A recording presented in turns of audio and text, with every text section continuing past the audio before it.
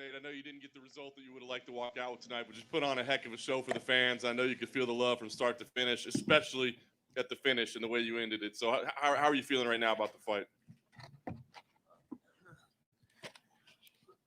I wish I went on the fight, but when I went, I feel like I got a cut in training. I do good too. I don't be cutting like everybody be saying all the time. Shit happens in the fights, but I'm ready for that.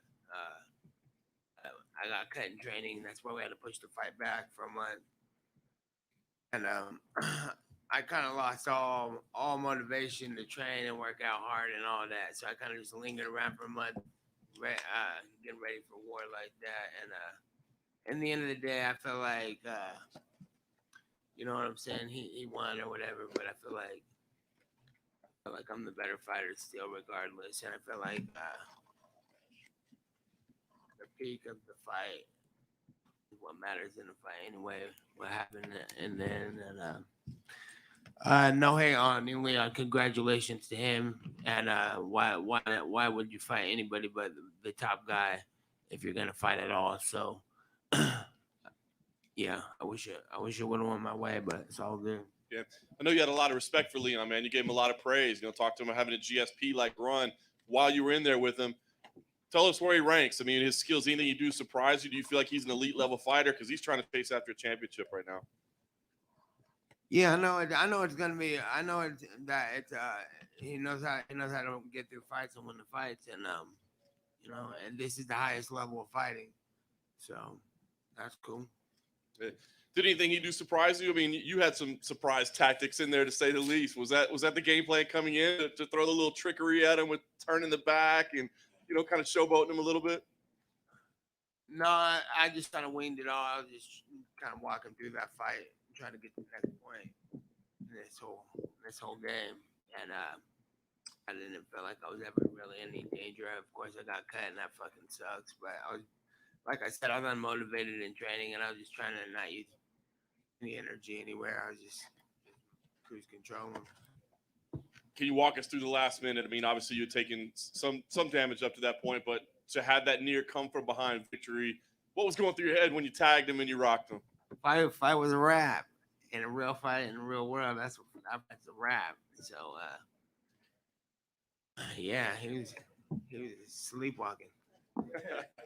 Last thing for me, Nate, where do you go from here? I mean, you said you kind of lost motivation. I mean, does that mean that you're not sure about what's next? Or do you see some fights on the horizon? I want to fight now 3 or 4 months. I'm ready to hop back in there just to heal up. If I was unscared, I'll be back next week. I was just unmotivated to train anymore because I already put in all the hard work for the last fight in Texas where it was supposed to be. And now I had to linger on for another fucking month. And it would just sucked. I was like, whatever though. So I like rolled with the punches. Did what I had to do to get here. Nate, every time you fight, everyone links your name to Conor McGregor or Jorge Masvidal. In terms of what you want to do next, are those two the ones that make sense, or are there anyone else in the 170-pound division you'd like to try? I'm sorry, what was the question? Is there anyone you would specifically like to fight next? I don't have nobody in mind. I'm gonna go back home and look at what's popping or what and who's doing what, and whoever wants to fight, let it be known. And if it makes sense, then it's a good idea for both parties. Let's dance. And did you invite all the fans to a party at your house tonight? Yeah, we finna have a house party tonight. So pull up if you guys want. I'm gonna put I'm gonna put some info on my social media on my Instagram. If anybody wants to come out, there's been a lot of support this week, and we have a big place. And why not go out with a bang bang? Is that BYOB or? For sure, BYOB anyway. But we'll try to get something together too. I don't know. I gotta talk to the guys working out the plans. This you got in my ear. Let's do this. All right, what else you gonna do? Nate, to your left over here. You know, everyone thinks of you as a striker, and you have great jiu-jitsu as well. Would you ever be interested in facing somebody like Damian Maia, for example? I have a lot of respect for guys like that, Damian Maia, Jacare, and the whole jiu-jitsu, Kron Gracie. Anybody who comes in with that big of a with that big of a credential, already did a whole career, and you know, I'm not hunting or looking for those types of fights, but I feel like I'm pretty much on the same side as them. You know, I feel like I'm representing the same thing, jiu-jitsu background, and I want to say I would like to fight Damian Maya. I think he's great. And having fought Leon now, do you think that he's good enough to be a champion potentially? Yeah, I don't know who he find for the championship. Kamaru Usman's champ right now. Yeah, then he lost to Kamaru last time. Yeah, I don't know. Let's see that fight rematch. I don't know if it'll go any different or if it will, but I think I take all these guys out. Thanks, Nate. Nate, to your left. With the rumors of your brother coming back, how happy are you to have the Nate Diaz Army and the Nick Diaz Army fighting this year? Yeah, it's good that the world's moving again. And shit's getting back to normal. So if my brother's around me, that's the best thing that could happen. That's the greatest fighter of all time, as far as I'm concerned. So whenever he's gonna make that move, and whenever they want to make that move and make something big with him, then there's nothing better you can see in martial arts. And then I'm gonna ride the momentum with him and fight next, and then do the same way we've always done it with the whole team, Cesar Gracie fight team. So if that's gonna happen, I think that's the best news for MMA. Thank you.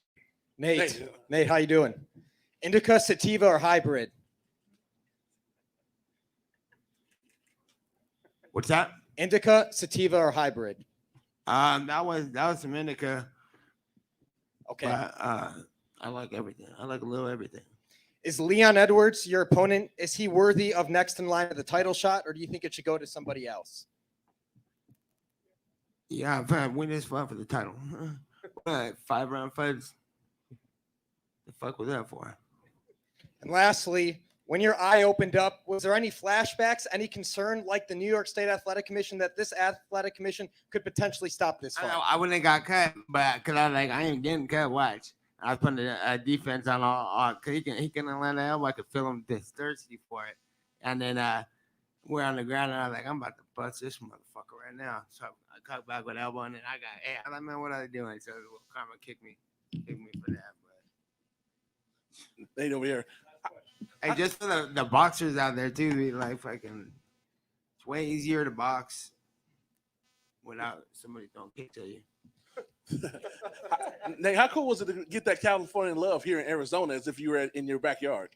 It's great, and there's love everywhere. Like we're in New York the last time, and you could just feel it coming off everybody. You know, everywhere I go, there's a lot of love and support. My brothers started before me, so when I came in, there was already momentum way for the Diaz name when I got started, and it's just building and building and building. So it's great, and I got love everywhere I go, and I appreciate it.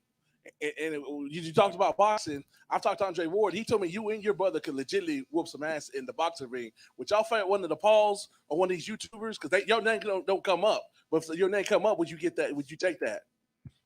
Hey, everything's those are all options, and it's great to hear Andre Ward talk about. That's the greatest, one of the greatest boxers, greatest of all time in boxing, I believe. He pound for pound. That guy's the man. So that's cool that I'm getting recognition from him at all. And final question for me: how cool is it to be the People's Champ? Everybody on Twitter, social media is calling Nate Diaz the People's Champ. It's love, and it's love right back at him. I appreciate it. Hey, Nate, down to your right, real quick. I'm not sure if you watched Brandon Moreno. He became the first Mexican-born champion in UFC history. Did you watch that fight, and your thoughts on that win for Brandon? I was watching it at an angle. I had people in front of me and stuff.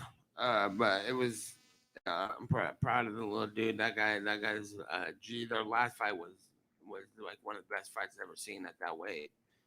So, congratulations to him. And, this was an awesome card too, with all the different, cause that last fight was badass. That's the rematch with Figueiredo. That's the name. Yeah, that was a good fight. So congrats to Moreno. Hey, thanks everybody for having me and the questions. And I saw everybody's articles, Mark. I saw your article. I appreciate the love always. See you guys.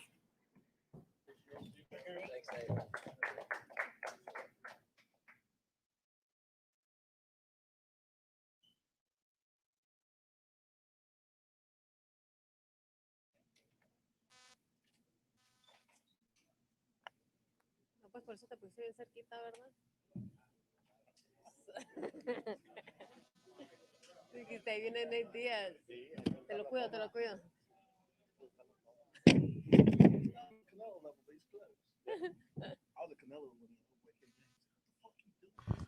Fala pessoal, vou traduzir rapidinho aqui. O Nate falou que estava fumando indica não sativa. Disse que cometeu um erro ali ao dar uma cotovelada, sofreu um golpe, cortou o olho, o supercílio. Parabenizou o Brandon Moreno por se tornar o primeiro mexicano campeão do UFC. O Brandon que finalizou o Davidson Figueiredo, que daqui a pouco deve estar aqui. A gente falou pouco, né? Falou bem pouco. Disse que, enfim, já fez o anúncio aí de uma festa pós-luta, né? Que ele vai fazer hoje. E é isso, em breve a gente vai ter o Brandon Moreno, o Israel Adesanya, talvez o Marvin Vettori e talvez o Davidson Figueiredo. Então vamos esperar aí qual vai ser a programação do UFC. O evento acabou de acabar, estamos aqui direto de Phoenix, no Arizona. Para abajo que para arriba, porque yo estaba abajo. Sí, pues porque estaba yo lo bueno.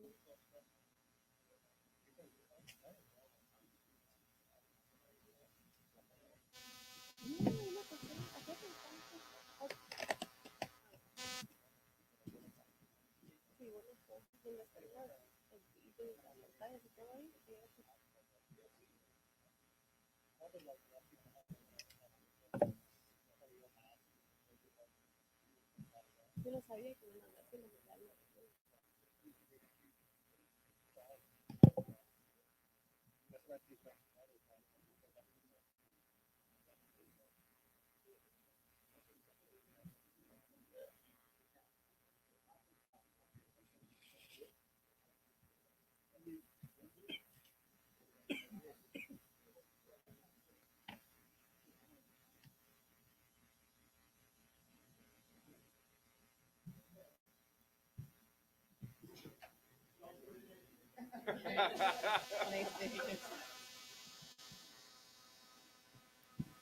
Yeah, congratulations on a very impressive victory.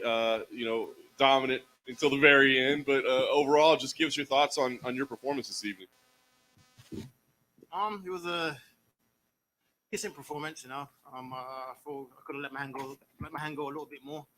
The last round was I got complacent, and it paid the price. So no matter what, though, I was not going down. No matter what, I had the will to win, and I wasn't going to let Nate take that away from me. Yeah, I guess you should always expect antics when he's in there, but I mean they were on a different level tonight. Were you expecting him to fight the way he did, or did that throw you off a little bit? No, I think Nate's Nate. That's what I like about him. He is who he is. He won't change for nobody, and especially like talking shit and like even though I was hitting him, I was like, it was a good shot. So I was like, what you doing? You ain't doing nothing. I was like, bro, I'm not beating you up here, But it is what it is. A good fight. I enjoyed it. It's been a long 2 years, and I was happy to come back and compete against a guy like Nate. Yeah, he's made a career of being durable, like you said. But I mean, when you're actually in there hitting him with your best shots, he's not going away. Is that a little bit unnerving? Not unnerving, but it's like when somebody hitting someone hard, he's like, "Come on, man, what you doing?" I was like, "Bro, I'm like smoking your hair. You need to do something, But like I said, I respect him, especially after the fight. Knowing how much you can take and keep going forward and keep talking shit. So. I got to ask the foot sweeps where you swept him down twice. I mean, was that like sending a message there? Or what was that about? It's a technique we were working with my Thai coach Henry. We were working holding camp. I was landing it in sparring every time. So I thought I'll go for it again and landed it twice. So it's a beautiful technique that I'll keep using. Like I said, pretty dominant except for that final minute. Can you walk us through the final minute? I mean, how rocked were you? And were you just thinking, let me hang on because I know I'm up 4 rounds? I was rocked, I went right to go down to like go to my knees and get ground and pounded out. but I felt that I didn't know what hit me with until after the fight, you know. But it was a clean shot. Like I said, I got complacent. I thought it's only like a minute and a half left. Let's just like go with the flow of the fight, and I paid the price, and that is a lesson, you know. Like I said, I'm still learning. I'm 29 years old, and I'm still growing. And last thing for me, you said to Joe Rogan, hey, I'm looking forward to my title shot. You said it a couple times to him. I mean, do you feel like that was enough that you should be next, or do you feel like, you know, you'll sit back and wait if there happens to be another title fight in front of you? I mean, what do you think? What do you think? I feel I should be next to the title shot. Like that's nine in a row, 10 in a row. Like there's no one else that's doing what I'm doing. You know, I've offered to fight everybody, Hamzat, Diaz, Bilal. These guys never were like in the top 10. You know, and I'm one that's saying yes. Everyone else is like bitching and sitting out and complaining.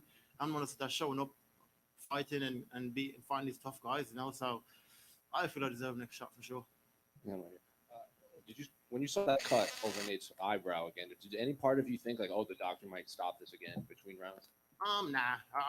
I said it going into the fight, and I don't want the doctor to step in and be like, oh, the fight's over, you know, because that's not really a good win for me. I like that's probably a better win than what I did than having the doctor come in and stop it and step in. I don't think that would have been satisfying.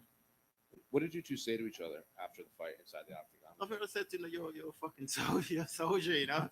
He's like, oh, come to my after party. I was like, bro, I'm not going to after party. But he's having a BYOP for anyone who wants to go. Yeah, he said I ain't going though, but yeah, I said you're a soldier, man. And that's how I respect him. I said it leading up to the fight, like I respect him because he don't change who he is. You know, he is who he is, no matter what the media say about him, no matter what fans say about him, and you have to respect that in a man, you know, and fair play to him. Leon, were you surprised at the lack of output he had? You know, like there's a lot of times he was standing there, he was taunting, but he wasn't really throwing many strikes towards you for the first 3 rounds. I think it was my distance. You know, he killed his output. If I control the distance, I'll control what lands and what don't land. You know, so I think that's all it was. He just couldn't find me with his range, and I think that's what he's like. Started getting frustrated and started like talking shit to me in there. You know, to try to get me into a fight with him. But like I said, I've been off for a long time, and I've learned my discipline. I've grown as a martial artist and physically and mentally, you know, and I got a great team behind me, and they give me the right advice. You know. Is there any point in the fight when he's doing that sort of stuff, throwing his arms in the air, talking, that you're just like, oh, this is a native Diaz experience? I was expecting. Yeah, for sure, 100%. Because I remember watching him as a kid, you know, like when I'm in my pro debut, he was already headlining cards in the UFC, you know, so I know exactly what he does. Like I said, everyone's got a pattern, and it was like a weird thing to see. Like he was like talking shit to me. What you doing? I'm like, bro, like what the hell?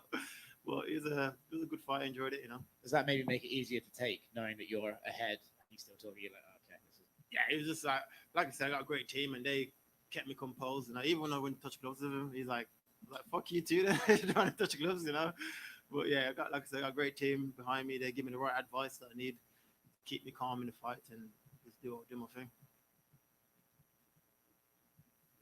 Done. Leon, I don't know if you've seen Brett Okamoto just put a tweet out actually about Kamaru's reaction to your fight. He said that don't help you.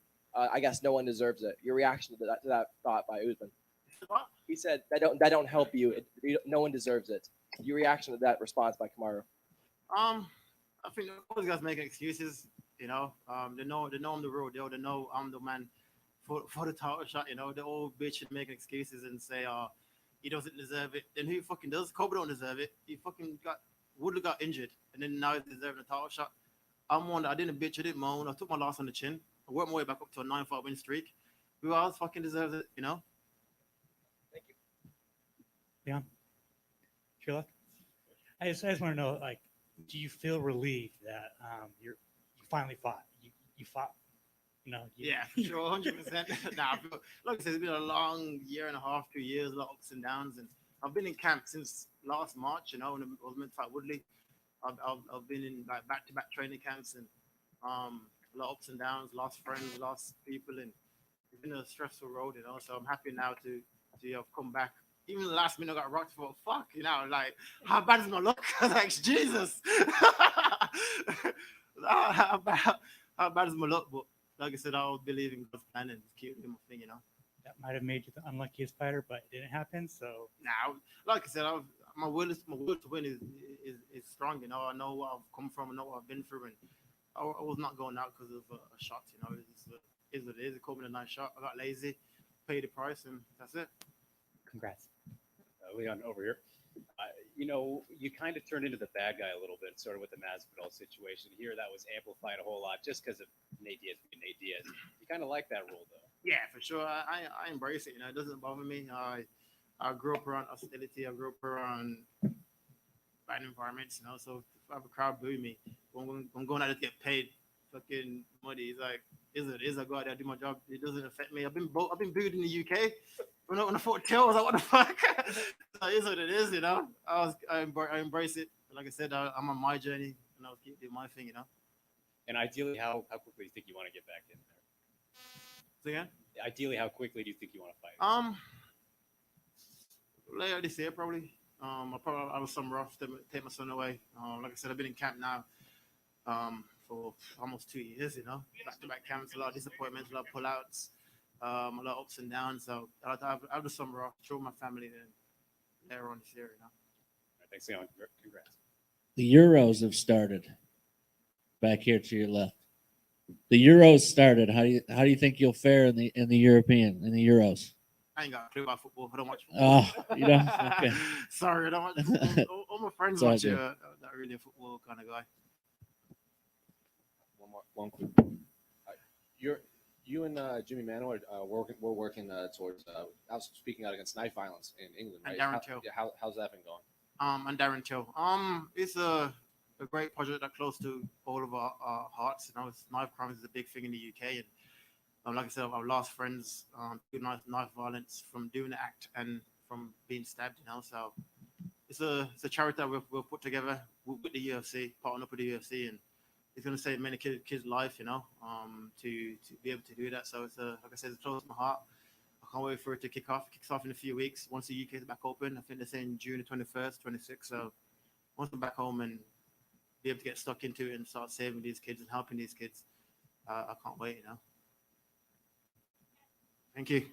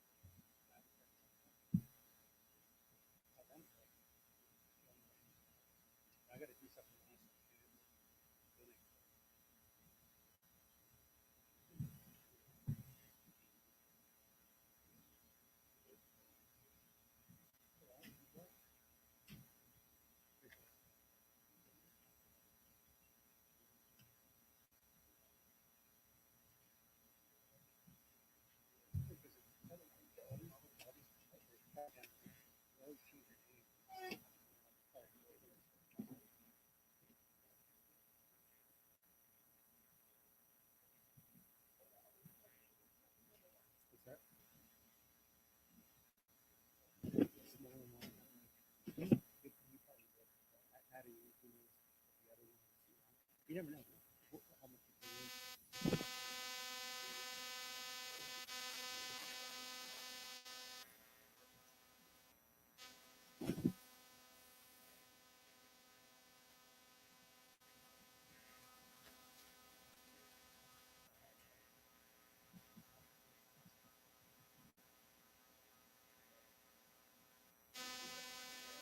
You're good. You're just chilling. You're like, ah.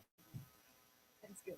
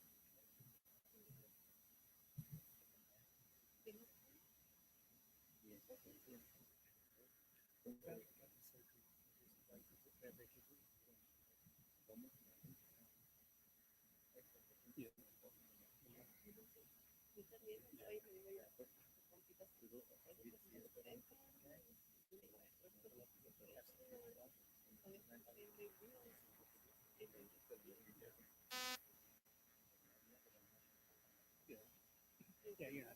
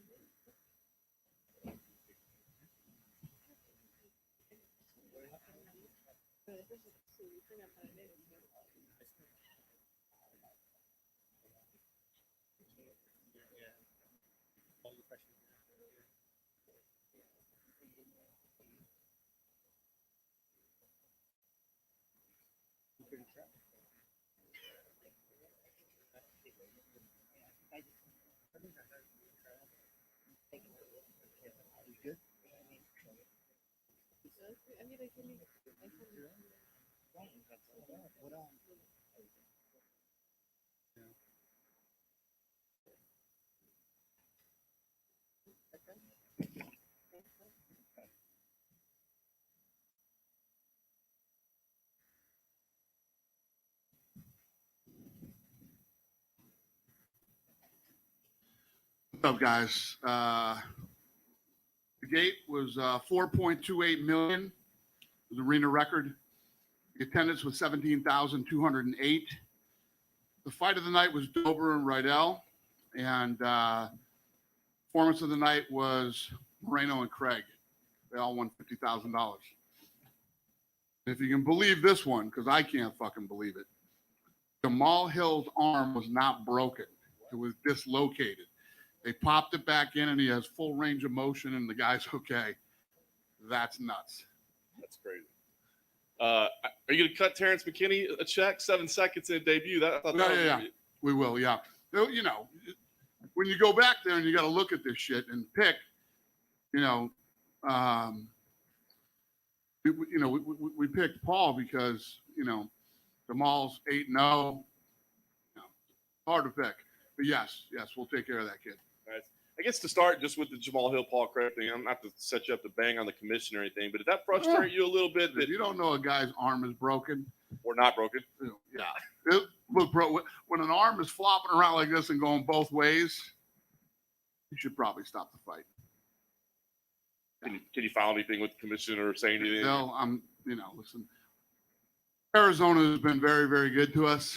I don't want to shit on Arizona after they've been so good to us, but that's a rough one. Yeah, the guys. I heard. He's a local ref. He does that a lot. He's a local ref. I heard this guy's a jiu-jitsu black belt. Is that true? Yeah, sure is. He's what? If you go to a local fight and he's wrestling, you know something's gonna happen. Oh, really? Oh, he's the Arizona Mazzagatti? 100%. Okay. It makes sense then. On to the better things. Israel Adesanya, I mean, seemed like a return to vintage form. Looked fantastic. What do you think about his performance this evening? Who? Israel Adesanya. Yeah. No, Israel. Listen, Vittori is a tank, man. This guy is so tough, durable. The amount of leg kicks he took tonight and never buckled, never limped, never, he's tough as nails, and he was in there with a much better athlete tonight. And when you look at Adesanya's, think about Adesanya was a kickboxer. You look at his takedown defense now. When he's on the fence, when he's in the middle of the octagon, when he gets taken down, how he's able to spring right back up, and it's almost like he gets better every time. Obviously, when you come in and you have the energy, and now most of you have been with me in Jacksonville, Houston, and Arizona, right? Arizona wins. I mean, Arizona, the first two were nuts, but this was like next level. And people were just like begging for anything to happen just to go crazy. And, you want that in your main event, but it was a tough fight. Yeah. He called for Robert Whittaker. Robert Whittaker called for him. Clearly the fight to make right now. That's the other thing I love about Adesanya. Adesanya, before this fight happened, maybe it was 2 or 3 days ago, we got the word that I want to fight again in October. It's like as soon as he hadn't even fought yet, and this kid's already talking about his next fight. I love that. Adesanya has become a very badass champion for us, you know. So yeah, we'll figure out him and Whitaker ASAP. Do you have any idea if October's possible to fight down there? Or? I don't know.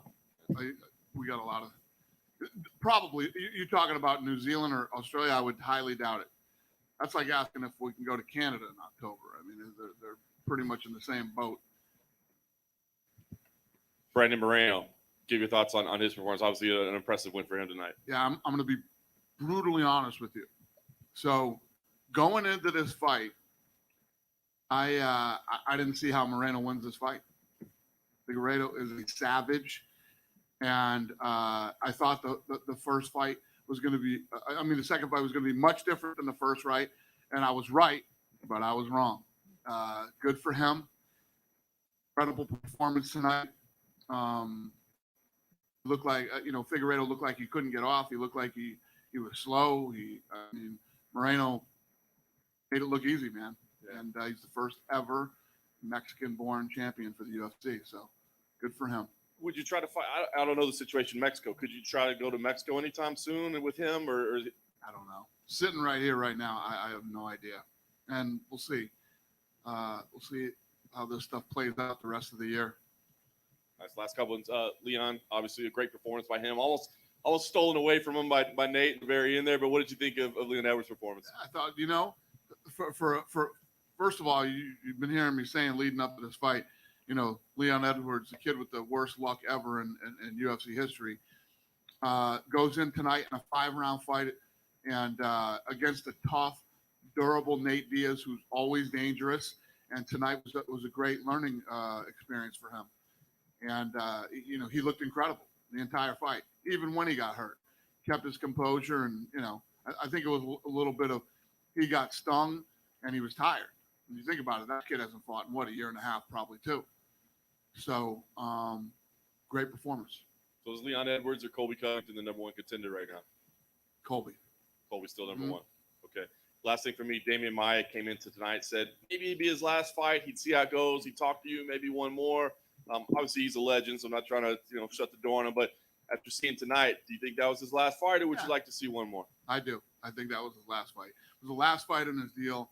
He's 44 years old. He's been so good at getting in there, securing the takedown, getting on top of people and just strangling them, or grabbing something and twisting it until you quit. And he couldn't get it done tonight. And he's 44 years old. He's a great guy. He's had a great career. And yes, I would say that's probably it. Dana, do you think Israel's starting to reach like that Anderson level where he's making opponents freeze in there? It looks like, Paulo Costa, Vittori, they sort of, after a while, don't know what to do with him as he sort of starts to chop away at them. What's the question? Is Israel starting to become like Anderson, where his aura is almost psyching his opponents out when they get in there? We were talking tonight, his feint game is off the charts, and, he looks better every time he fights. And then the thing that this guy's been an outstanding kickboxer his whole life. But what I'm really impressed in is his wrestling. You got to imagine that Team Vittori worked a lot on getting him against the fence, taking him down, getting on top of him, roughing him up, and they literally couldn't do it tonight. So he got into a position where he couldn't take him down and he couldn't stand with him. Everywhere he went was a bad place for Vittori tonight. It's been said before that flyweights are sometimes harder to market, but do you think Moreno can be a star for you guys in Mexico? I think he is already. Winning the title tonight and being the first ever. Yeah, I think that's it. I think we're on our way with that kid. Now he's in a place where he's got to win. This kid starts rattling off title defenses, and holy shit, yeah, I bet we got a big one. Do you think anything Figueiredo's performance tonight is in that weight cut continues to be harder for him? He weighed in with 1 minute left. Do you think that's an issue for him still? Has to be. The guy's an absolute savage, and he hasn't been in his last 2 fights. Lauren Murphy, she won again tonight. Again, she came back here. Again, I don't want to take anything away from Moreno either. Moreno looked great. But is Lauren Murphy next for Valentina? Is there a what? Lauren Murphy, is she next for a title shot? I don't know off the top of my head. Okay. What do you think you do with Nate now? Because while he lost every round until the final one, he still was able to nearly put a title contender away late on in the fight. Where do you think he stands in the division What do you see Nate? What's next for Nate? I don't know. Yeah, I don't know. Is he just a guy you slot into fun fights at this point? He's a fan favorite. People love him, win, lose, or draw. And I don't know. We'll see what's next. Is it a little bit unbelievable he can still take the punishment? Yeah. I mean, the punishment his leg was done in the first round. He went 5 rounds and took a lot more leg kicks, bleeding out both sides of his head. One was squirting this way, one was squirting this way. And he was still, doing what the Diaz brothers do. He was working the whole fight to get into, his head and try to make him make a mistake. And then he eventually caught him in the 5th round. He's unbelievable. He's going to be asking us for a 6-round fight next time. Hey, over here. What's up, buddy? Man, what's up, buddy? Since Leon's not the number 1 contender, do you put him with Jorge so we can find out who's the real 3 piece of the soda on the side? But who with Jorge? Leon. Who? Leon? Yeah. Yeah. That's always a fight we can make.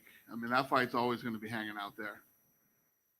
I think Leon tonight. I mean, Leon's the number 3 ranked guy in the world. So we'll see what's next for him. I'm not sure if it's Masvidal, but Colby Covington is the next guy in line for the title. So see what happens. I know Brandon's got the belt. Who would be next for him? You thought about that? It's way too early for that. Who'd be next for who? Brandon Moreno. Who would be his first title defense?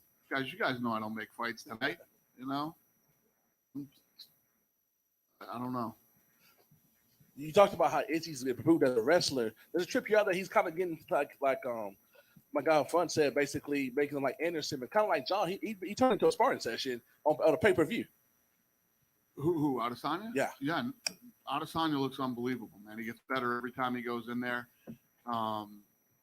and he is definitely, without a doubt, the king of that division right now. And since I haven't talked to you in a couple of weeks, I got to ask you. I never nobody asked you this week. Did you watch Floyd and them and all that craziness last week? Did I talk to Floyd? No, did you watch? Did you watch Floyd? No. I talked to Floyd, but I didn't watch Floyd. Yeah. But what do you think about the million buys? Because the Paul brothers had your name in their mouth last week. I was down there in Miami. They said that tell your man Dana that they don't do these type of numbers. I'm just a messenger. Who said tell your man Dana this? Jake them after the fight. Jake? Yeah. Jake. The other brother? Yeah. He didn't do $1 million. His brother did $1 million. Him and Floyd did $1 million. So last time we had a press conference, I told you all the Triller stuff is a bunch of bullshit. I said no, but they're lying. The numbers onto those guys really did that number. That's a real number. They did that. Jake didn't do that. Logan and Floyd did. And good for them.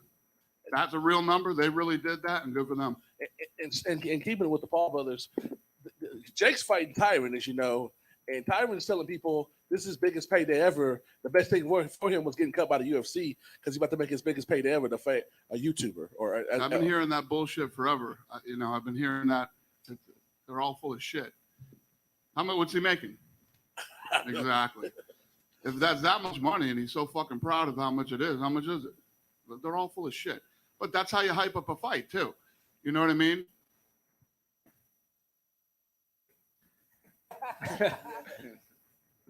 I keep not wanting to do this, and Tyron Woodley's 40 years old.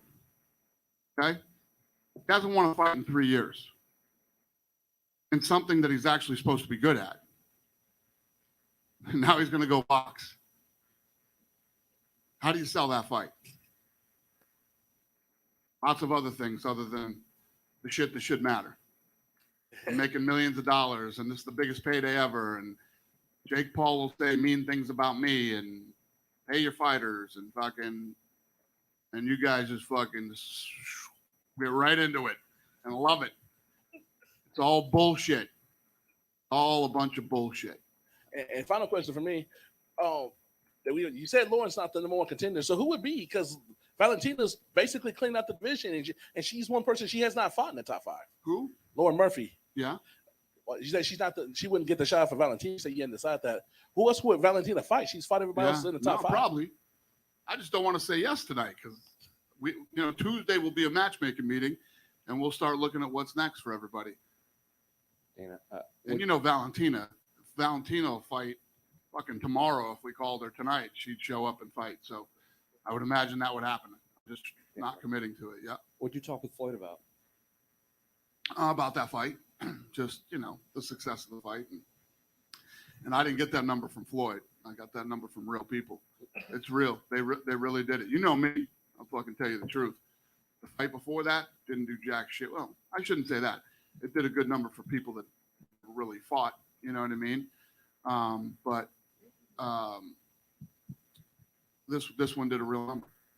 Was there any during the Nate Leon fight? Was there any part of you that was afraid that they would stop the fight again for the cuts on Nate's forehead? Did I think they were going to stop? Was there any part of you that thought they might have to stop the fight? No. Francis Ngannou and Nick Diaz were in the building for this. Were there any updates on their next fights? No. Thanks. Anybody else? Dana, with the world opening back up, how important is it for you to have dependable stars like Izzy and Marina that can like sell fights and be dependable?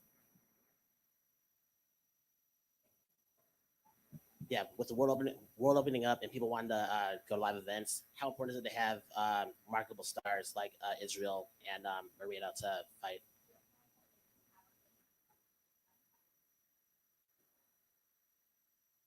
Yeah, I mean, that's always important. Even if we're still in the bubble, it's important to have guys that are stars. But as when you think about a week ago, which we haven't done in a while, but we could go like right to Mexico City with a fight, and just a lot more options when you have guys from these certain parts of the world that I think have that type of drawing power. Hey, Dana. Yep. Just want to get your thoughts on Movsar Evloev, 15-0, 5-0 now in the UFC. He's quietly taking names. Where do you want to see him next? He's adamant on a top 10 opponent. Who did you say? Movsar. Yeah. I don't know. Again, Tuesday, Schmo. We'll take a look at that stuff on Tuesday. Francis Ngannou recently told TMZ he still wants that John Jones fight. Is the door still open for us to see a John Jones fighting Francis Ngannou next, or are you adamant that Derek Lewis is next in line? Derek Lewis is getting that fight, yeah. It's Derek Lewis's fight. And then, John Jones, hopefully by then we'll be ready for the winner. Hey, Dana, down to your right over here, Dana. To your right. This right. Okay. Gotcha. Brandon Moreno, were you surprised about the reaction that Moreno got this week in Phoenix? I mean, he got a similar reaction to like an Adesanya or a Diaz, who are much bigger stars, one would think, but he was extremely popular here in Phoenix. No, he's Mexican. We're deep in Arizona. Doesn't surprise me at all. You want to know what surprises me? I'll tell you what surprises me. Any of you know anything about fighting over the last 20, 30 years, if it's very important what location you picked for your fight. What's his name was here tonight? The legend. Michael Carbajal. Thank you, sir. Fucking legend. So Michael Carbajal's a great example. If I had Michael Carbajal back in the day, I'd have to fight Michael Carbajal here in Las Vegas. Maybe Atlantic City, I could get away with it too, right? That's it. Very few other places you could go fight and pull a big gate. I came to Arizona with an African who grew up in New Zealand and an Italian. They were the main event. Okay? And look at we shattered the gate record here, right?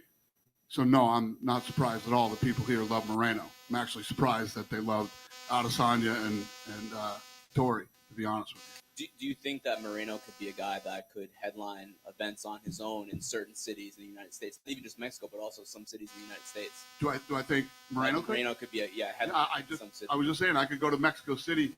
I'm saying in the United States, even like a Phoenix or something. Oh yeah. You just got you pick the right markets, and plus, I mean, you know how our fans are, man. After the two fights that this kid's just had and winning tonight, I had an African who grew up in New Zealand tonight and an Italian. I could probably do this kid in the middle of Idaho or Iowa, and people would want to see him fight again. It's not like that anymore. It's not the way that it was with our business, like it is in boxing. And about Mexico City, they're not not full capacity yet. Still limited capacity for there. So you know what that means. I won't be there. Gotta wait. Thanks. Yep, go ahead. I'll get you next, sir. You mentioned the bubble, and then you also talked about how lit it was out there tonight. The energy was off the charts. You did the same in Houston and Florida. You seem to be leading the way with UFC to open up the whole country. Do you think much about that, the impact you're having outside of your business that you're running here? Not really. Through this whole thing, when it started, and when we started getting ready to go to full capacity places again, I'm just thinking about my own little world, man. The people that I have to take care of, and what I need to do. Not everybody else. That probably tells me the answer to the next question too. But you've created an environment of free expression that isn't happening in other sports. People can say what they believe. We got everything you can imagine when we see these fights from people all over the world.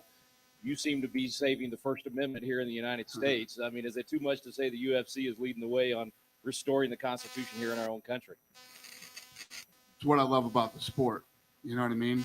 This is the fight game. We live in a world right now. Let me just put it this way. Everybody's very sensitive these days about everything. This is a sport where we say mean things to each other sometimes, and then we go in and we beat the shit out of each other to see who's going to win. So through all the craziness that's happened over the last year and a half and the last 20 years, my position has always been, this is America, and we have people in this sport from all over the world. You can say and believe whatever you want. It's up to you. We had everything from Colby Covington, coming in with Junior's book and, doing all this stuff, to Woodley coming into the press conference and saying nothing but Black Lives Matter. These are all grown men that can make their own decisions, and grown women that can make their own decisions, their own choices, whatever religion you are, whatever country you come from, whatever, that's the way it's supposed to be, I believe. And that's the way it will be until the day I leave. You said earlier this week that it's looking like Nick Diaz is going to fight again this year. And with Nate saying that he wants to turn back around and fight in a couple months, is it possible that we get a double Diaz card? I don't know. I don't know what Nate wants to do after this. What did he say he wants to fight? Is that what you said? Yeah. I don't know. I don't know. Anything is possible. And then with the 5 rounds with Leon and Nate, is it will we be seeing more of those if it's a really good fight in a co-main event and you want 5 rounds? Screw it. I guarantee you, everybody in this room has watched a badass fight and said, God, I wish this was 5 rounds. There's been so many of these fights that I wish.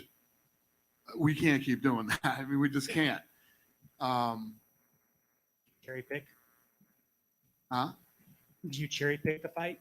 Not cherry pick. I mean, Diaz really wanted to do it. So we sat in that room that I talk about that will be in on Tuesday, and we decided that we would do it.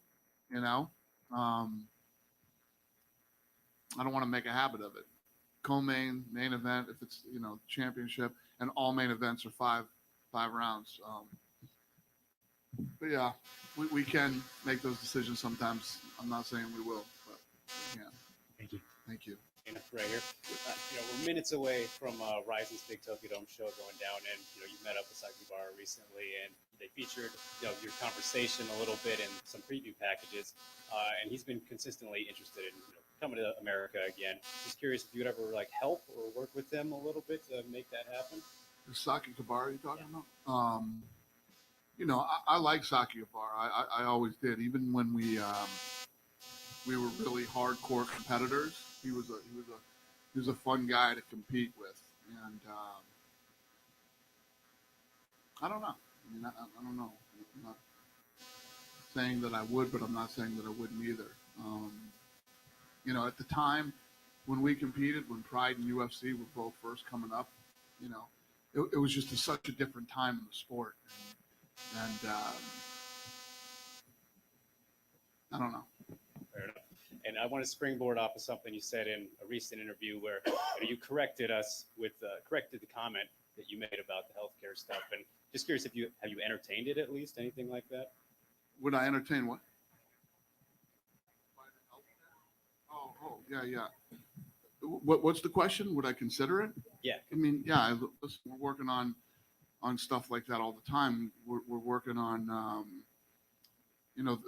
this brain stuff. We've been spending millions and millions of dollars on brain studies for years, and now all the psychedelic stuff is happening. So we're trying to figure out, a lot of guys are interested in that from what we think. We think a lot of guys are interested. So, we're looking into that. We're always looking into making things better, safer, and whatever for the fighters.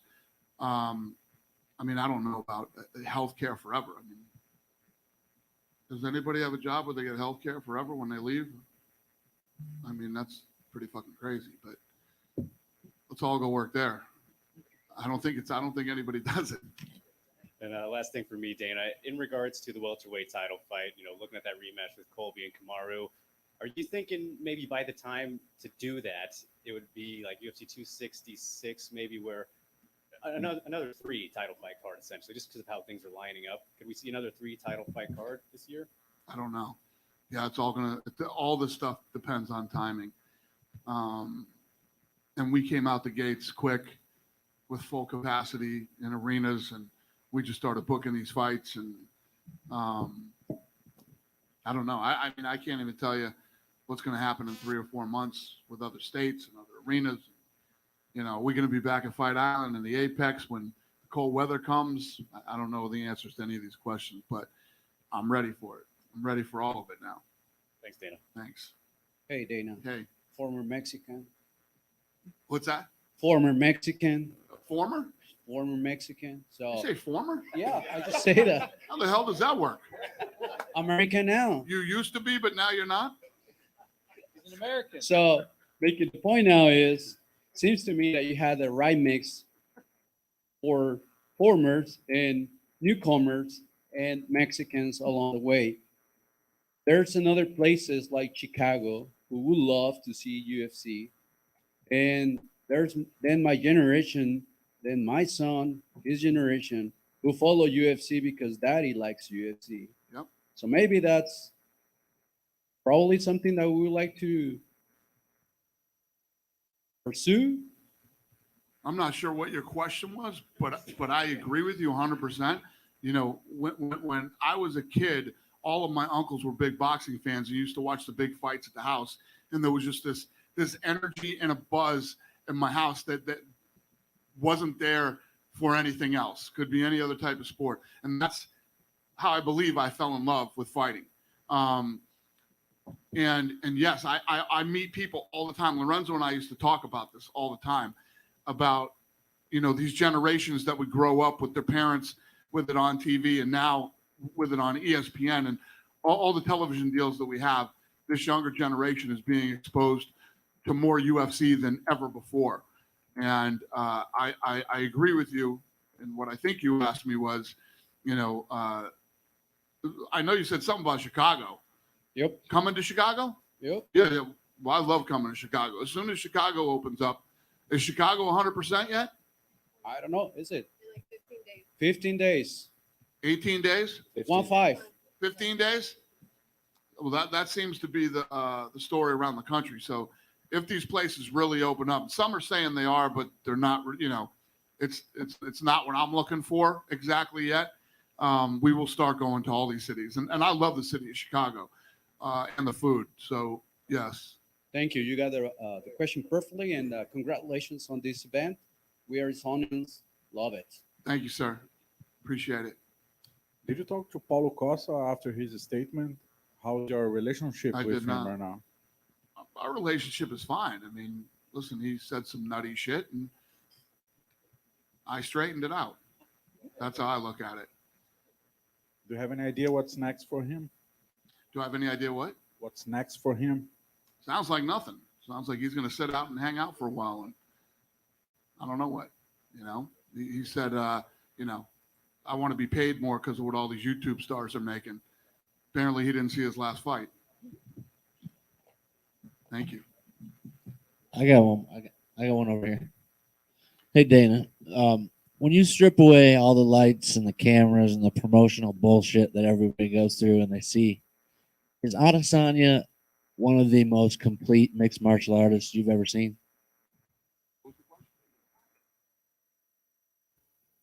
Yeah, no, he's unbelievable. And like I said, as of late in his last few fights, his wrestling defense, his takedown defenses, his ability to get up from the bottom. Tonight he was in that rear naked choke. That was damn close to going in, and he spins around and gets the top position and gets out of that. I mean, he looked as good as you could possibly look tonight without finishing. That's it.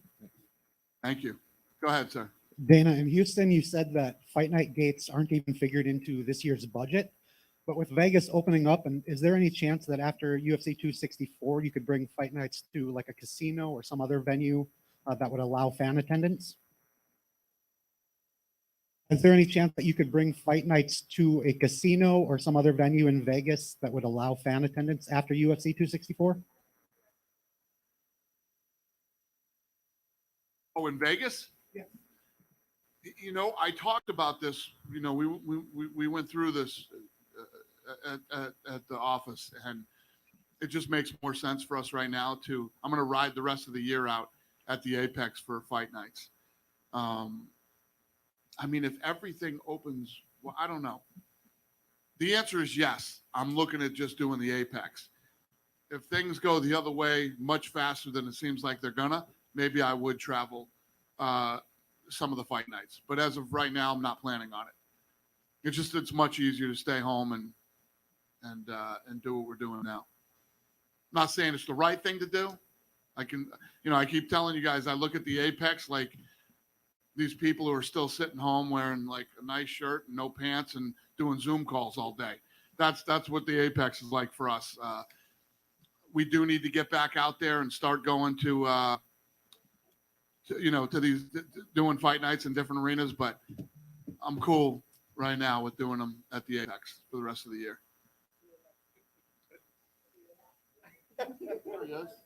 There he is. You next? Let me get out of here and let him come in and have a great night. Thanks, everybody.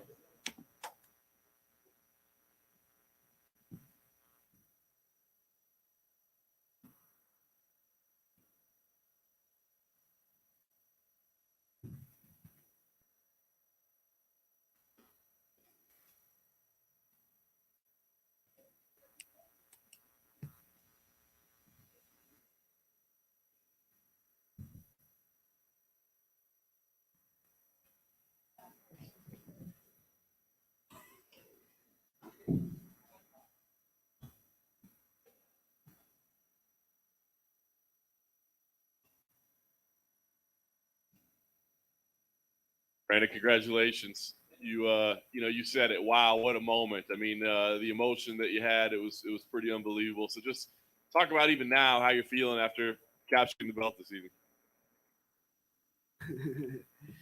Man, I can't believe it. This moment is so special. I'm always, trying to make jokes and play with everybody, but today was an emotional day for me. I start to cry because I feel it in the bottom of my heart. This moment I worked so hard for that fucking belt. It's pretty. It's pretty. I have 10 years like a professional, 15 years doing this sport. And this moment is so special.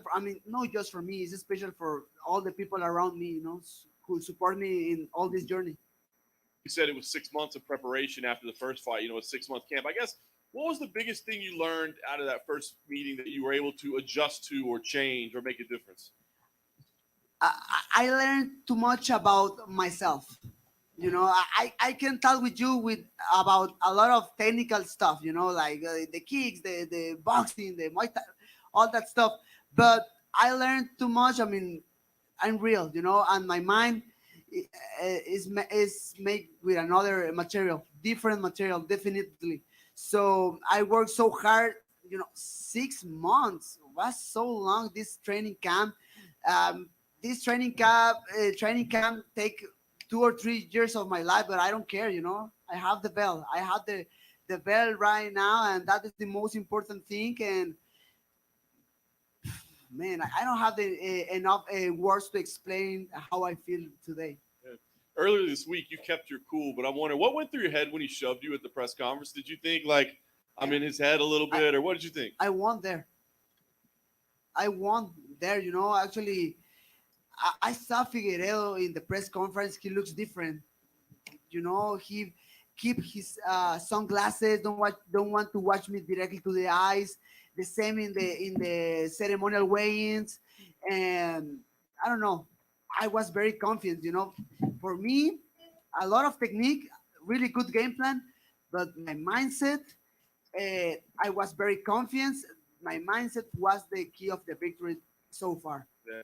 What went through your head in the opening round? I think you probably thought you were getting out of there in the first. What went through your head, and how did you kind of readjust and refocus? I saw him going to the ground, but I go for him. But I try to be very patient and very smart. You know, I try to keep position, and because my corners tell me how many times in the round. So I keep a lot of patience there. You know, keep the domination in the fight. Nice. Ultimately, you finished it off with a beautiful choke. I mean, did you think that the jiu-jitsu was going to be the way to get it done tonight? Man, the jiu-jitsu always was, you know, my key of the victory. When I start in the sport, I start to win fights. The jiu-jitsu was always the key, you know, real naked chokes, triangles, guillotines. But I'm starting to do more striking because I think I needed to improve in that area. But my jiu-jitsu always is there to help me to keep the winning line. I know this win is for you, it's for your team, it's for your family and all that, but I mean, obviously the history of you being the first Mexican-born champion, what does it mean for you to represent Mexico as well as a UFC champ? Man, that was one of my principal goals, you know. Obviously, I have too much respect for guys like Cain Velasquez, like Henry Cejudo. They put too much work in the sport for my country too. You know, Cain Velasquez bring the UFC to Mexico in 2014. You know, that was amazing. He put the mixed martial arts in Mexico in another level. But now, I born in Tijuana, you know. I born in Tijuana. I grew up there. I went to the school there. I suffered the bad opportunities. Fucking government there, you know. The huge companies don't put support in the sports, especially in the mixed martial arts because it's a new sport for the country. So man, I know with this belt I put the sport in other level, and that made me feel amazing. That's awesome. The last thing for me, I mean, surely you want to enjoy this, and now that you're the champ, you don't have to call anybody out; they have to come to you. But are there any fights that are important to you or make sense to you? Are there names that you want to see in a title defense? Yes, definitely yes. You know, this training camp was so long. I mean, to be honest, it was 6 months. 6 months of preparations. I mean, game plan, drills, going to the gym, trying to make every single movement of the fight. My mind, you know, was so. I need vacations. I need to go to some beach. I don't know where, but I need to rest. I need to rest because after the first fight, I try to enjoy, you know, my family, the Christmas, but one part of my mind is still in the fight, you know, it's still with Figueiredo, it's still with the pressure of the next fight because I knew the rematch will come in, you know. So I don't know, man. I have some names, you know. Askarov is doing very well. Cody Garbrandt, he wanted to come to the division, but he lost his last fight against Rod Font, so I don't know. The trilogy against Figueiredo can be a possibility, but this fight wasn't even close, you know. So I don't know, man. I just want to go to my house, put my cell phone, and enjoy my family and a lot of bad food. Why not? Brandon, I'm here. Physically, how did Davidson Figueiredo feel in there compared to your first fight? Man, we need to be honest. He cut too much weight. I think it's unnecessary. You know, this sport is so hard because you cut weight because you you want some advantage in the fight. You know, you want to feel stronger. You want to feel with more energy than your opponent. But man, we saw actually the embedded. You know, Figueiredo crying after make way, very dramatic in the last minute of the time. I think it's necessary, but obviously it's not my decision. It's decision of his team and him. Sorry. What did you two say in the octagon after? Look, he came over and put his arm around you. He lifted your arm up. You guys talked after Davidson tonight. What did you guys talk about in there? He's speaking Portuguese, to be honest. So I don't know. But man, he was very respectful, and I knew that the guy, he tried to put some special flavor in the fight, you know, trying to be the bad guy, but that doesn't work with me, you know. My mindset is different. So the guy is a father as me, you know. He has a family, he has a wife, a daughter. So the guys are nice people. Just sometimes he tried too much to be the bad guy, but sometimes it's not necessary. He's a respectful guy, and I really appreciate it. And finally, looking at through Twitter, fighters like John Jones, Daniel Cormier, Jorge Masvidal, they're all praising you on Twitter. Nate Diaz was just in here, and when we asked about you, he started to clap and said it was an awesome fight, and he's really happy for you winning your title. So what does it mean that your fellow fighters, people that you watched growing up, are praising you? It's a dream come true. I'm a very huge fan of all these guys, you know. Imagine that, you know. Actually, I had photo. Francis Ngannou come with me. Can I take a picture? And just engage you. Can I take a picture with man? I want a picture with them, you know.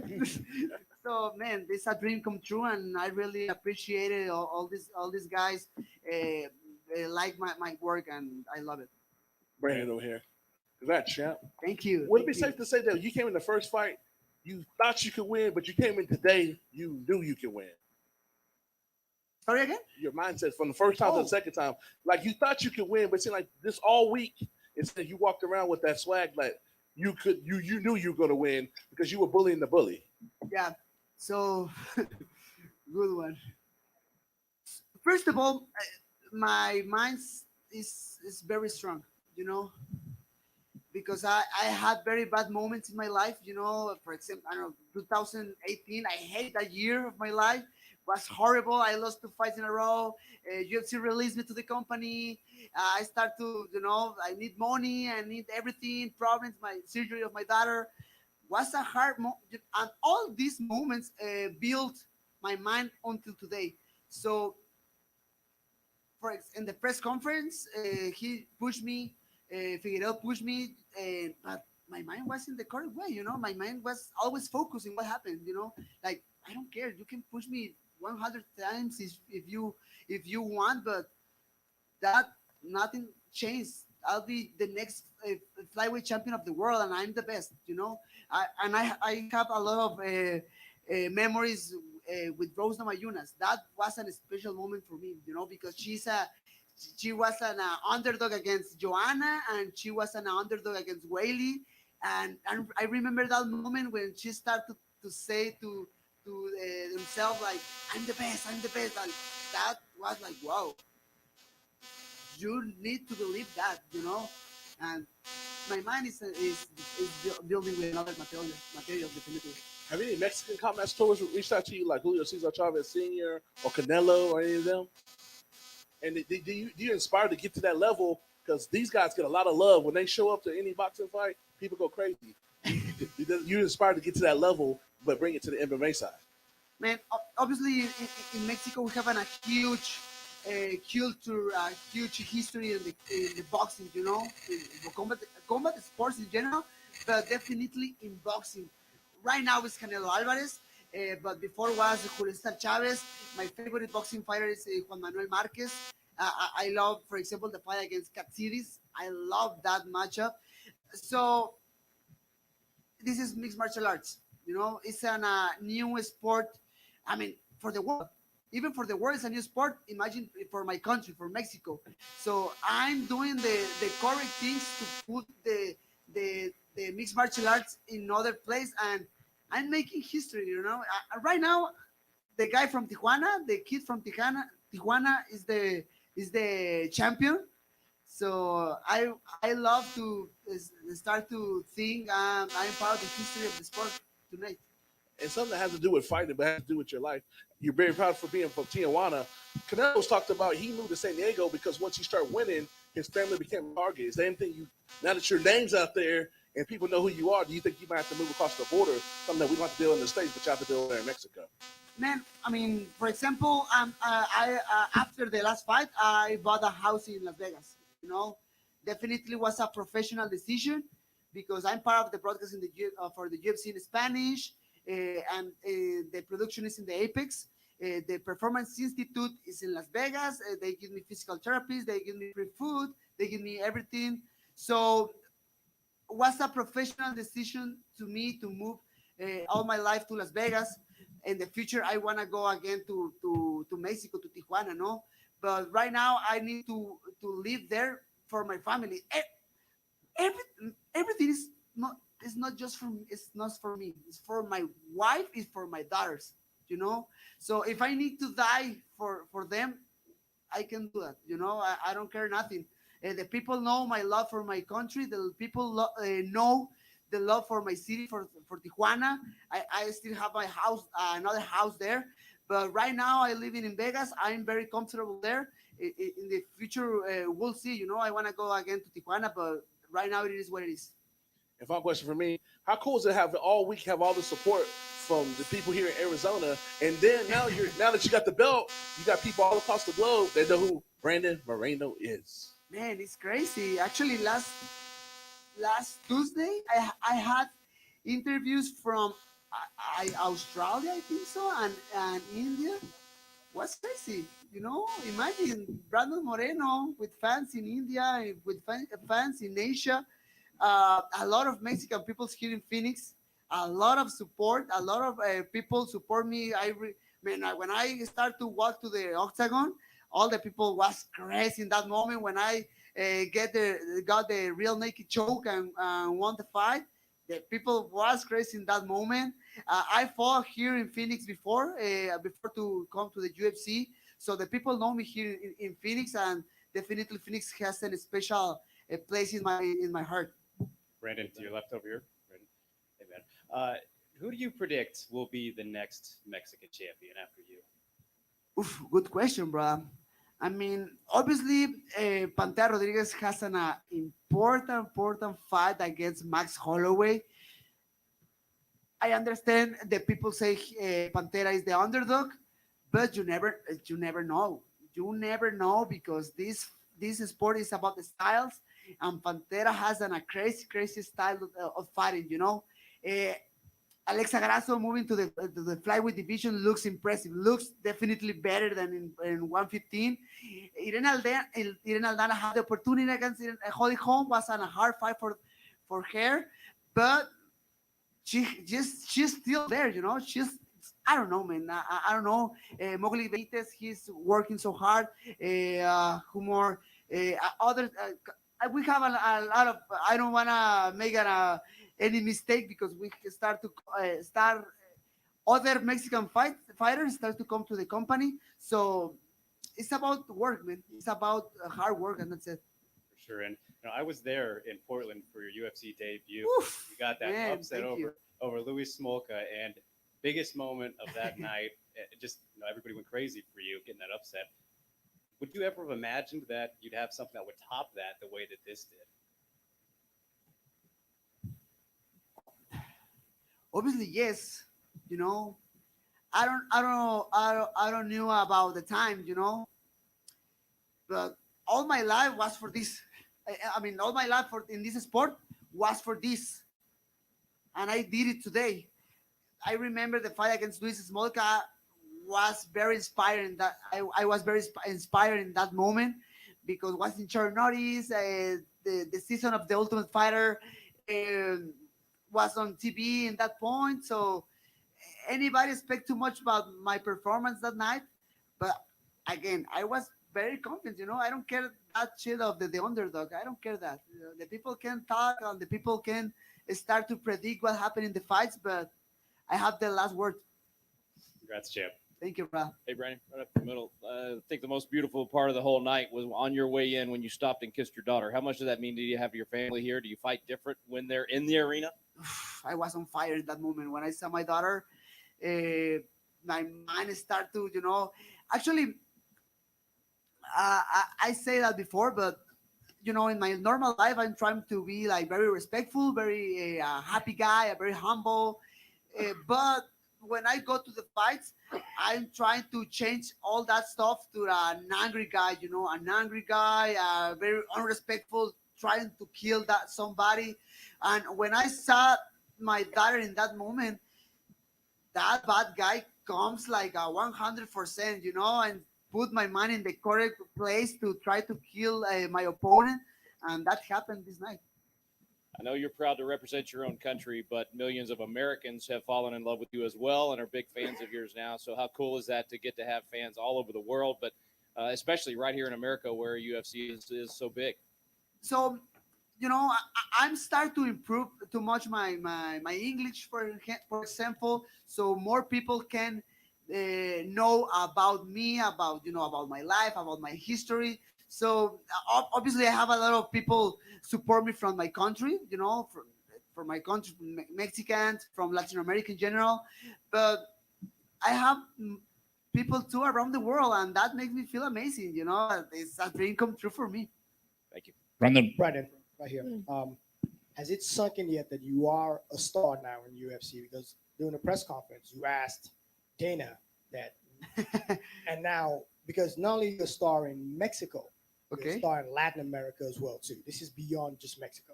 We'll see. We'll see what happens. I mean, I don't see my social media. I don't see nothing what happened in Mexico. My coach showed me in a video with a lot of people in my 150 people in my gym in Tijuana celebrating like a crazy people. Everybody crazy there. Very happy by my performance. So we'll see, brother. We'll see what happened after this victory. But I know this victory is huge for everybody. Brandon. Last question. You were having a success with him standing up. What made you take it to the ground? Man, I say that before as I felt the power of Figueiredo in the last fight. I mean, the guy's real. The guy punch hard, but it's nothing out of this world. So I started to throw punches. I started to connect very well in the first round. Then the guy tried to take me to the ground. He did it actually, but then I put him on the on bottom. I'm start to work. I try to be very patient, because he's very explosive. He pushes your hips and try to get up very quickly. So I try, to be very patient in every single position. And the third round, I start to work with my body. I can't remember very well now, but I think was the body lock, and then we went to the ground, and then he's back and start to work with the body lock and start to try to find the rear naked choke. I tried once, doesn't work. I was very patient and try again, and that's it. Señor Brando Moreno, congratulations, felicidades. Muchas gracias. A few days ago, I asked you what would you think it was going to be the outcome, and I say knockout or submission. So you made a promise to your fans. You mentioned earlier, right?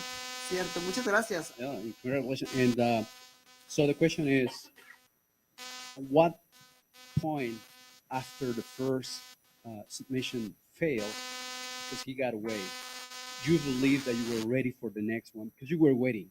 And Yes. So I remember that moment very clear in my mind. I knew I was won the first and second round. So for example, in other fights when I'm started in the UFC, for example, I was very frustrated if the first submission, if I don't get the first submission, But now I have too much experience. I'm very young. I have 27 years old, but I have too much time in this sport. I have too much experience. So I get the body lock, and I say, I mean, if I don't get the submission, I can control him here, spend some minutes here, punch with the in the back, and still win, keep winning the fight. And I did it. I tried first. I can do that in that moment. Try it again, and that's it. Gracias, campeón. Brandon, Felicidades. una Brandon. última pregunta. Perdón. Perdón, primeramente, felicidades, paisano. Pusiste el nombre de nuestro país en alto en UFC. Tenías a la gente bailando, riendo, gritando y hasta llorando, de toda la noche. Hubo un momento que estabas en el suelo, la gente se encendió y gritaba, México, México, Moreno, y el famoso dicho, sí se puede. ¿Cómo te sentías ahí en ese momento? Increíble. Y ¿sabes algo? O sea, lo dije con Joe Rogan y lo quiero volver a decir todas las veces que se me sea permitido. O sea, yo vengo de un país en el cual muchas veces nos decepcionamos, ¿no? Porque se escucha mucho el sí se puede, y sí se puede. Y muchas veces nos quedamos cortos y no se logra, no se pudo. A veces nos dan carrilla, nos dicen, no, pues no se pudo. Y es como que, y todos bien frustrados y tristes. O sea, no sé qué vaya a pasar el próximo año, no sé qué vaya a pasar mañana, el próximo mes. Lo único que sé es que, o sea, le regalé la alegría a mi gente y les quería decir que hoy sí se pudo. Hoy sí se pudo y esto es increíble. Brandon, Terrible Morales, Jaime Munguía, Rey Misterio, son algunos tijuanenses que han puesto tu ciudad en alto. ¿Qué te sientes por sumarte a esta lista de personajes que han entrado en que han roto, ¿no? ese nivel, sobre todo de Tijuana y bueno, para todo México? Mira, la verdad es que, o sea, ya lo había dicho anteriormente, o sea, tenemos una cultura del deporte de contacto muy grande en México, especialmente en el boxeo. O sea, tenemos infinidad de campeones, ¿no? O sea, el Terrible Morales es uno de ellos. También, por ejemplo, o sea, Rey Misterio es un histórico en la lucha libre. Artes marciales mixtas. Hablando de artes marciales mixtas, todavía nos falta camino por recorrer. Yo lo opino así, pero como comentaba anteriormente también, o sea, Caín Velázquez puso el deporte en otro nivel cuando lo llevó a México en 2014. Ahora Brandon Moreno teniendo el cinturón y llevándolo a México y representando completamente los colores, yo, o sea, sé en el fondo de mi corazón que acabo de poner el deporte en otro nivel y es parte del camino y es parte de lo que quiero hacer, ¿no? Que cuando me retire, o sea, la gente sepa quién es Brandon Moreno y estar plasmado en las calles de Tijuana y en México en general. Brandon, Hello, brother. So you mentioned it earlier. So you came to UFC, you got released in 2018. You fought your way back. Now you're champion. For any fighter that has been recently released, what's your message to them? Man, never give up. Sounds easy, you know.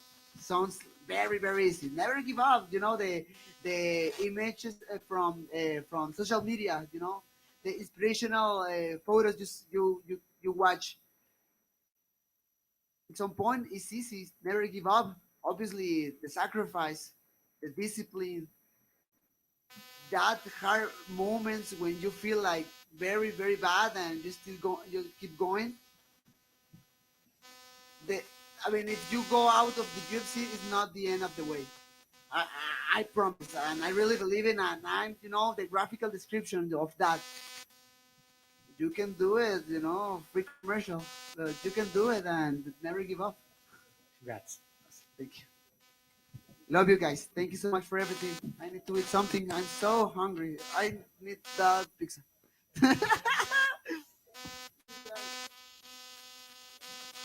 Brandon, ¿puedes levantar el...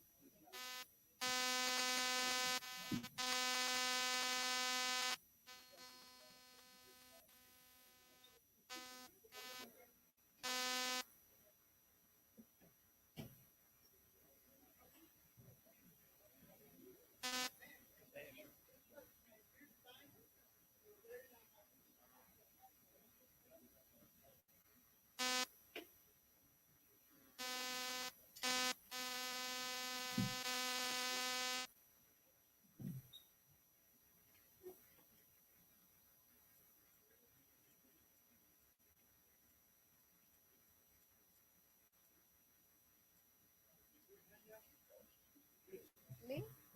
Oh, thank you. You never know.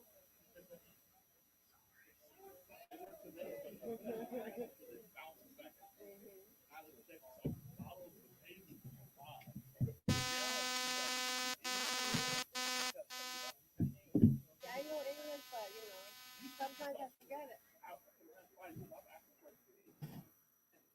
Yeah. It's more comfortable.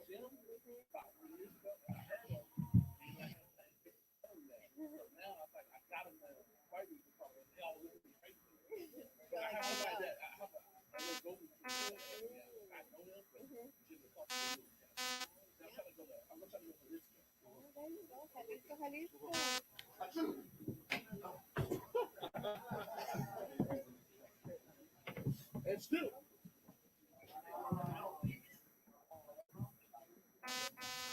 Israel, congratulations. Your second with the pizza. Wait, can I ask John, how come you always, are you like the top dog? Okay, say less, say less. We all know, everyone knows they roll. Well, no, I was like, hey, everyone just steps back. John, let him do his thing. Good shit. Appreciate it. Congratulations. I mean, listen, dominant performance, start to finish. I'm sure you would have liked to get the finish if you could, but obviously you win every round. So as you sit there now, how did you feel about your performance tonight? I'm slowly starting to accept it as a great performance, but right now I wanted to punch him in the face more, but credit to him and his boxing coach. I'll say they improved their boxing a bit. So I think they thought that would be enough, but it wasn't enough. It wasn't enough. Yeah. We talked about, you being a performer. Man, the crowd in there tonight, I know that's, not what gets done in the cage, but did that have any influence on your performance tonight? Because it seemed like vintage Israel Adesanya tonight. I'm a troll sometimes, and you see me trolling him all week, so I just thought I'd keep it going. Sorry, I'm eating pizza. It's good, though. Take your time. Yeah. Yeah, vintage me, definitely. Just having fun. I did have fun in there, I'll say that. Yeah. You got a chance to show your wrestling a little bit. You got a chance to show your Brazilian Jiu-Jitsu as well. I'm curious, do you enjoy getting to show those kind of sides of you, or would you prefer to never even have to get to those moments? I do want to show.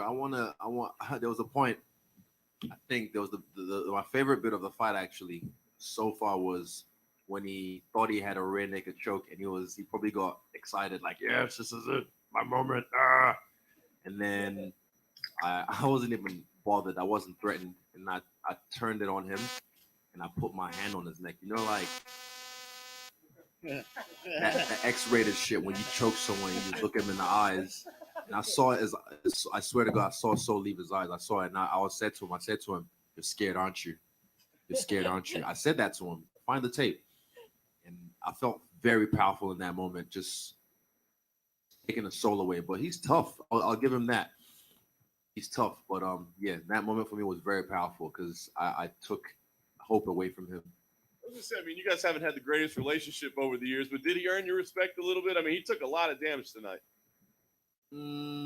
Taking damage doesn't equal earning respect, but I respect him. That's a good question, John. Do I respect? I don't know, because even at the end of the fight, I was like, "You can at least say I won that one." He's like, "What? This one?" I was like, "Are you serious?" He's like, "I won that." I'm like, "Oh no, we can't. Eric Cartman mentality, man. It's just, you got to believe your own bullshit sometimes. But hey, like I said, I'm believing my own hype. Wow. After that, and he thinks he won. Who's believing what hype? I was gonna say, look, usually we see guys come together and kind of bury the hatchet at the end of it. That's not what happened. I told him, the first thing I said was like, "Hey, I don't like you and you don't like me, but this is martial arts at the end of the ring. At the end of the day, have some respect." So, yeah, he better respect me. I just want him to just after my last fight, I wouldn't say who, but certain people thought I won that fight. Certain people, in my camp thought I won that fight, but I was just like, nah, it was close, but I'll take the L from that one, and I'll grow. I will learn. If I wanted to have his mentality, I would hold on to that, and I would keep going after John and trying to it's so stupid. That's not how you grow. How you grow is you learn from your mistakes. You go back to the drawing board and you improve. You become better from them. Losses are part of life. Losses make you better. Just I don't know where this whole mentality comes from. That you took a loss and that's it, you're over. But nah, it's part of life. Take it and let it improve you. So my advice to him would be just look yourself in the mirror tonight. Maybe not tonight. Give it a week. Let things settle down. Look yourself in the mirror and be like, look, Israel is better than you. Israel is better than you. Izzy's way better than you. You couldn't do shit to him.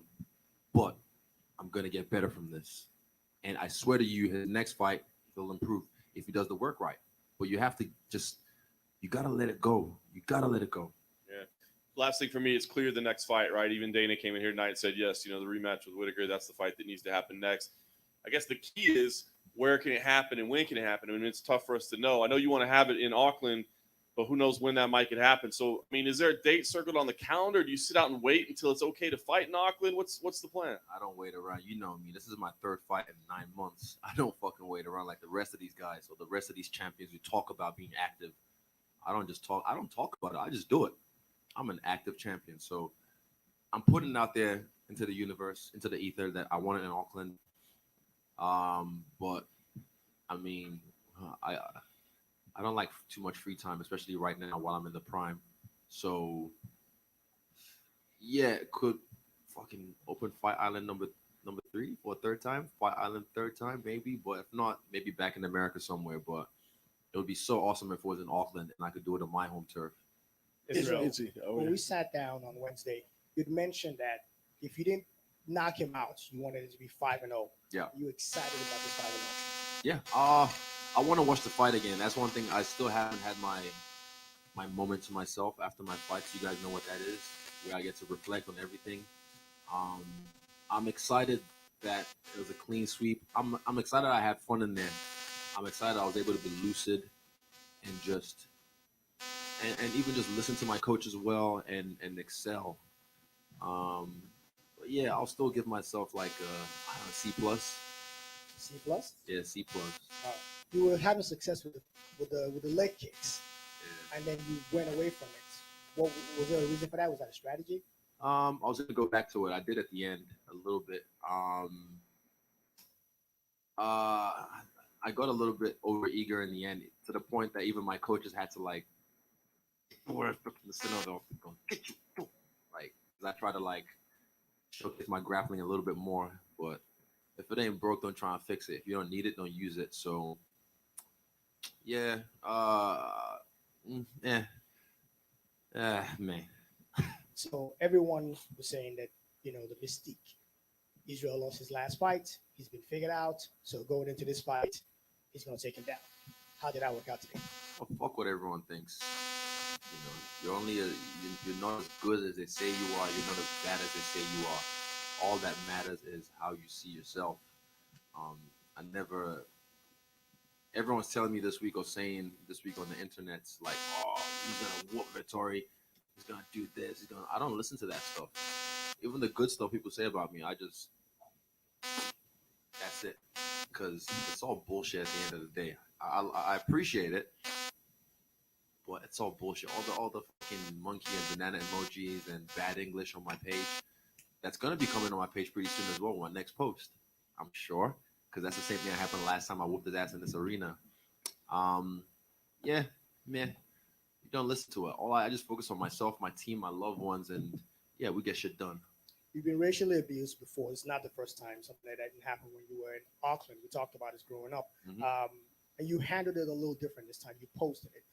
Talk about how often that happens. Oh, it's just water off a duck's back now. I'm just trying to show you a little glimpse into my life a little bit, but this is life, I'm sure you know as well as a black man. It's life. You deal with it, but it's it's shit. You come from a country that is practically the largest black nation in the world, 200 million. We also come from a continent of 1.2 billion. I asked Kamau the same question. I'll pose this to you as well. You come from a place where hope is not necessarily on a daily basis, but when you fight, you give hope to these people. How important is it for you to get into that octagon and put on those type of performances, knowing that the people watching back there and excited to see you perform, and that gives them hope? It's probably like 6 a.m. in Nigeria right now. They were up at 4 a.m. watching me fight. I want to get to that status that when I fight at 4 a.m., the whole country's awake, you know, cheering me on. I want crime to drop. I want all these Yahoo boys to stop whatever they're doing, all the police, Mopo, all of them stop whatever they're doing just to watch me fight. And the country comes together for on 30 minutes or under to see what kind of magic we create and just relish in that and then feel inspired after that. Because after Francis won, even though he's from Kamaru, I was on a high for about a month. I was just like, fuck yeah, this is dope. And then Kamaru did his thing and I was like, let's go. We're on top right now, 3 kings. And it's just a powerful thing, man. It's so powerful. So I just keep riding that wave, man. I just keep riding that wave. And I want them to feel this surge I just created. I want them to ride it too into the week. Like when they attack the week next week, anyone in Nigeria who just feels maybe down and out about some shit, attack the week the way I attack this guy. Have fun in there, you know. Don't let all the bullshit SARS and whatnot trying. It's hard to say, and I don't like to romanticize or get political, but it's just Nigeria did bullshit sometimes. You know, all these fucking politicians and corruptions and shit, you know. But yeah, the young generation I feel will be the ones to save Nigeria because all these old cunts are gonna die out eventually. Dad is here, and he had mentioned that your loss to Jan was a bad day at the office. Would you characterize it as the same thing as well? Yep, 100%. It's the bad day in the office, but now we have a good day in the office. So what would it change that you made in this fight, knowing going into that you took from that Yan's fight that you made going into this fight, knowing that he was going to try to take you down? I just changed a few things. I don't want to get too much into. I gotta go soon, but yeah, I've explained a lot on my YouTube already. Check out my YouTube, Freestyle Bender. Izzy over here, right there. Oh no, let him. So 2 seconds. This guy right here. No, go. Terrence McKinney was in here, and he said that he was hanging out in the lobby for hours on end. Who? Just Terrence McKinney. Oh yeah. He said he was waiting for you specifically for hours, and he almost gave up. And then you came down, and you kind of made his day when you took a photo. Brandon Moreno was just in here, and he said he's wanted a photo with you forever. And then you asked for his photo, kind of made his day outside of the title. So, what do you say when your fellow fighters are waiting in the lobby just to take a photo with you? Yeah, I saw Terrence when I think I did my COVID test or I checked in on something, and yeah, he was excited to see me, but I was just excited that he has a really good, like, big smile as well, and he has good energy. So I was just like, okay, I'll take a photo with you. And then I was like, you're fighting on the card, right? Yeah. And I was like, yeah, definitely, I'll look out for you. And wow, what a fucking performance. And even recently, I started to hear about the story as well, his background, and I'm just like, what a triumph, you know, what a rise from the ashes, a phoenix, you know, and that's cool. And Brandon Moreno is just another nerd like me. And it's just love. If you show me love, I'll show you love back. I'm not an asshole, contrary to popular belief. I'm nice to people if you're nice to me, even the fans. I mean, people will tell you, oh, I met him one time, he was a dick. Well, what did you do? What did you do that made him fucking hate your guts? But yeah, I mean, I'm glad that these people, like I said, Brandon Moreno, I'm really happy for him. And also to Figueiredo as well. He handled his loss like a champ. You know, he was classy in defeat. Respect to him. Fucking, he's a guy that rides a water buffalo. That's cool as fuck. You know, Brandon Moreno collects Legos and what do you call it? Funk pop thingies. You know, I've got a few as well, and it's just I like, and he's so smiley and happy and good energy. We need more of that in the world. So fuck yeah, he needs a platform that he can beam that out there. So I'm glad he's on the platform now. He can beam that out there to the world. Was that a Hanya mask that you wore when you walked in? Yes. Any specific reason for that one? It's the mood. Yeah, I don't know. It's the heat of the desert or something. I don't know. I was just feeling very Ronin. And when Brad was back here, we asked him about your late teammate, and it said it kind of weighed on his mind, but he had to focus, and he's really going to use quarantine as the time to reflect on it, and maybe the emotions will come out then, now that the fight is over. Are you in that same category? Yeah, because we all rallied around each other as a team and helped each other through this tough time. So sometimes I had to put my feelings. I'd let them, like last night I did a video diary and I kind of went through them a little bit and I shut it back up. But then in quarantine, I guess we could just pour it all out. Just bask in it because it's crazy. I just wish the government in New Zealand would just wisen up for fucking once we're backwards in a lot of things. The referendum, I think last year on cannabis, got denied, and it's like the whole world is now starting to realize the propaganda about that, and then they're making changes, taxing it, making money, but you still got those old heads. Oh no, it's a gateway drug. Those guys, they're still around, but they'll die off. These cunts will die off eventually, and the young people will take over. The young people will be the ones to change the world, not these old heads who never even grew up with the internet. Same thing with this law that they have in place with the because Australia was ahead. They created like a really harsh penalty for people who blind shot people, and you'd expect New Zealand to do the same thing. But when the bill got proposed, I can't remember how many people passed on it, but it passed. How do you for what reason would you want to pass a bill like that? If someone walks up to someone who's doing nothing, be it an old man or old lady, whatever, and blind shots them from the back, give them 20 years standard, because that's like assault with a deadly weapon. But no, someone's like, that's a stupid. Who does that? I don't know. I don't want to get angry. I don't want to get political, but I expect better from the government of New Zealand. I'm not a politician. Don't fucking listen to me. I don't know shit about what. I don't know. But yeah, I just know right from wrong. And that was fucking wrong they did to my boy. It was wrong. And they know that too. Jacinda, I don't know who else is in your fucking cabinet. You know it was wrong. You know exactly what to do. I don't know what puppet master is pulling the strings, but you're the leader of the country. You handled the Musk shootings like a fucking champ. Can you please do the same with this shit too? Is it two more questions, guys? I gotta go. Okay, Wait, you last two. All right, bet. Gotcha. So when the lights shine the brightest, some of the hardest things to do ever is to be yourself and speak freely and act freely. And I don't really even have a question, man. I just want to tell you, of all these years I've watched mixed martial arts, I want to thank you, because when I watch, I can feel that freedom. Giving me chills. I can feel it, and it feels good. And I wish everybody could follow in that same footstep of what you do. So thank you. I appreciate that, but I mean, this is something I'll say is the word cringe that gets overused lately. I see it so much. I walked out with the straw hat and the mask. Oh my God, he's so cringe. Can't he just do a normal walkout? Why the fuck would I do that? That's not me. That's not me authentically expressing myself. And I had to break it down, because I was like, why are people saying cringe? Like, I was like, what is cringe? What makes me as Izzy cringe? Cringe is when I see someone do something that I would never attempt, be it good or bad. But when I see someone do something that I would never attempt and it makes me cringe, like, I don't know, base jumping, I'm like, ugh. Like, it's cool, but I'll never do that. Or something embarrassing, I'm like, oh, why would you be doing that? Like, it's cringe, but they're enjoying it. It just shows that I would never attempt that, because I don't have the courage to do that. And not really much makes me cringe these days. So when people say that to me, I'm like, oh, you just don't have the nuts to do what I do. Like you said, under the brightest lights, like I said at the weigh-ins, I put this shit on myself. I put everything on the line. So when it's time to shine, it's all mine.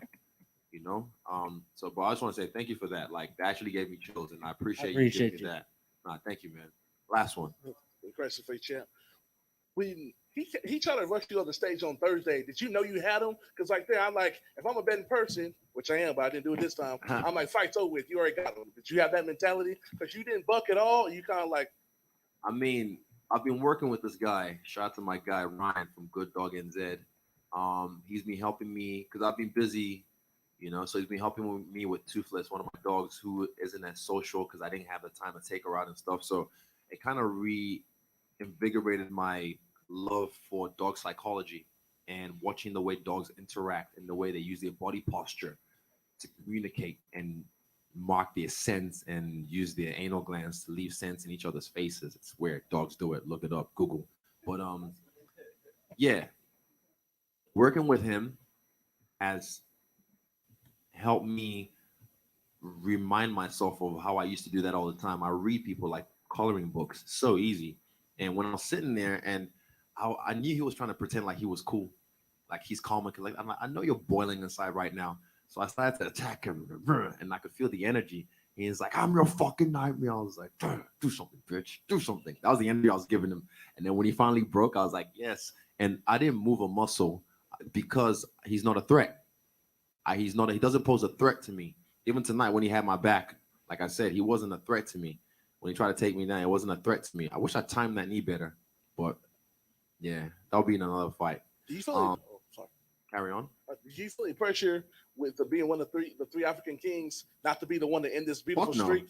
Nah, man. Nah. Like, this pressure makes diamonds. Like I said, shining, baby. I need more, by the way. But yeah, that's another story for another time. Hey, thanks, you guys. Thanks for staying up. Appreciate you. Easy ass. One last one. What? Last week I was at the Paul Mayweather fight. I cover both sports. No. It's about you. It's about you. It's about you. They I had somebody come up to me and said that you inspired them. A kid from a lot of people from in the boxing community, like, who's that African brother from New Zealand that be knocking people out? And they want to know, like, is that swag for real? So they were looking out for you. You got people in the boxing community that support you. I mean, I've met, the Paul brothers. I've met some of the people. Fans. Oh yeah, definitely. I mean, I love what was happening. I was thoroughly entertained, and yeah, I take inspiration from everywhere. Inspiration isn't limited to one certain sport. I take inspiration from fucking Dolphin on Instagram. It's fucking cool. Yeah.